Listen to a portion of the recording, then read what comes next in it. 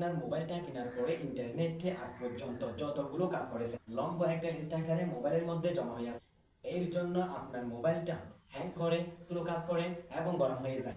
আপনি ডিলিট করেন, আপনি ভাবেন তো আজ পর্যন্ত আপনি ইন্টারনেটে যতগুলো কাজ করেছে সবগুলো যদি জমা হয়ে থাকে মোবাইলটা হ্যাং করবে। ভাই সহজেই দেখাবো ওই লম্বা লিস্টটা কিভাবে ডিলিট করতে হয়। আপনি সপ্তাহে না পারেন মাসে একবার হলেও এই সেটিংসটা করে রাখেন এবং আপনার মোবাইলটা দ্রুত কাজ করবে। তাহলে শুরু মোবাইল থেকে একটা ব্রাউজার সিলেক্ট করবেন। সবচাইতে বেস্ট হচ্ছে গুগল ক্রোম। এই গুগল ক্রোমে সার্চ বক্সে লিখতে হবে মাই অ্যাক্টিভিটি। এখান থেকে আপনারা মাই অ্যাক্টিভিটি এর উপর ক্লিক করবেন। ট্যাপ দেওয়ার সাথে সাথে দেখুন ভাই, ইন্টারনেটে আজ পর্যন্ত যতগুলো কাজ করেছিলেন সবগুলো এখানে লম্বা লিস্ট আকারে জমা হয়ে আছে। সবগুলো একসাথে কিভাবে ডিলিট করবেন, নিচে লেখা আছে ডিলিট অপশন। ডিলিট অপশনে ক্লিক করবেন। আমার এখানে দেখা যায় অল টাইম, আপনাদের এখানে অলওয়েজ থাকতে পারে। এই অপশনে ক্লিক করবেন, নিচে নেক্সট অপশনে ক্লিক করবেন।